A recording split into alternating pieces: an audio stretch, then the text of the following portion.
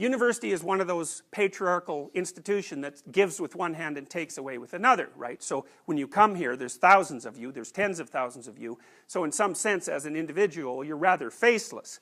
And you're also in some sense at the bottom of the power hierarchy in the university. I think more than you should be, but whatever, you are at the bottom of it. And so there's a crushing institutional weight that comes along with being part of such a big university in particular, you know. That's really hard on students in their first year. You know, it's always seemed to me that it's better for first year students to go to a smaller place where the institutional weight is not so heavy.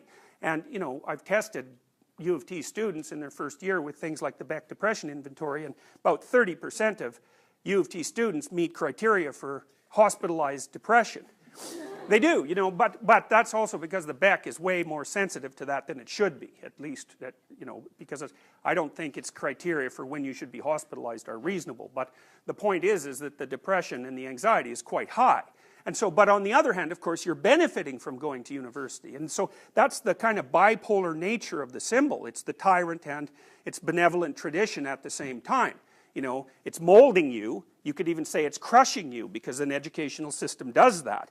But at the same time, it's like, well, unless you allow yourself to get crushed by it, you're not going to get the benefit. And that's the paradoxical relationship that individuals have with culture everywhere and at all time. You know, without culture you're nothing, but with culture you have to be a cog in some sense. And so the tension between those two things is continual and constant. You could think about it as an existential constant. Ever since there's been complex human societies, and maybe even when there were only tribal human societies, that's been a problem for the individual. So culture, tradition, the dominance hierarchy is a solution and a problem. And nature, the unknown, unexplored territory, is a solution and a problem. And then the third category, well, you see, I'll just tell you a couple of things about these images. So the one on the right, that's the devouring father that's also giving birth.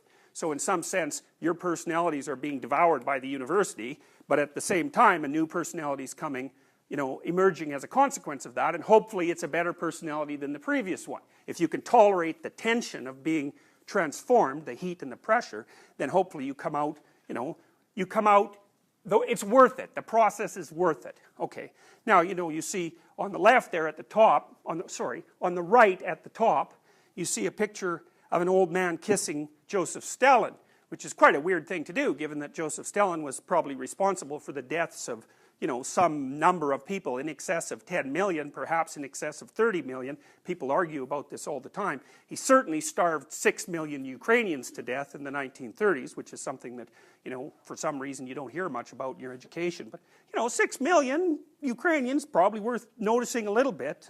But it doesn't matter, because this old man, this was taken after the fall of the Berlin Wall. He's nostalgic for the times when everything was certain.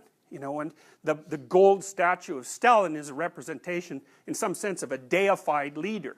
And the old man is there as in a position of worship. And then Captain Hook there at the bottom on the right-hand side, he's quite an interesting character because he's basically a tyrant. And the Peter Pan story is very interesting because Peter Pan, Pan sort of means everything. And Peter Pan is the sort of person who wants to retain the dynamic potential of childhood. Because when you're a child, you're not anything, but you could be anything. So you're pretty much only potential. And then you might say, well, why should you sacrifice that potential to become something actual? Because in some sense, it's actually a limiting process. So for example, and I mean this in the most concrete possible way, you have more neural connections when you're born than you do at any other time in your life. And most of those die by the time you're 2. So you go through this tremendous pruning process from when you're born till 2. So it's like you're dying into your childhood personality. And then again, the same thing happens at the end of adolescence between, say, 16 and 20, which is also the peak time for risk for the emergence of schizophrenia. And some people think that's the pruning process gone wrong. But, you know, as an adolescent, you also shed childhood potential to become the limited but specialized and potentially useful thing that you will become. And so you might say, well, is it worth it? Is it worth shedding that potential? And Peter Pan's answer to that is, well, no. He wants to remain in Neverland as a magical boy forever. And he's king of the lost boys, which I would say is not that's not much of a dominance hierarchy, right? It's like you're the king of the king of the losers, so to speak, people who can't get their act together and mature.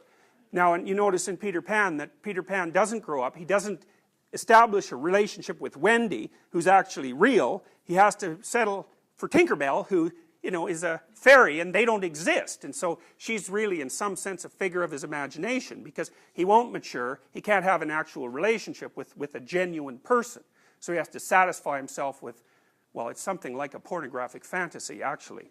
So seriously, it is like that. I mean, it's toned down a lot in the movie version, obviously, but still, that's what's underlying it. Now, you might say, well, why doesn't Peter Pan want to grow up?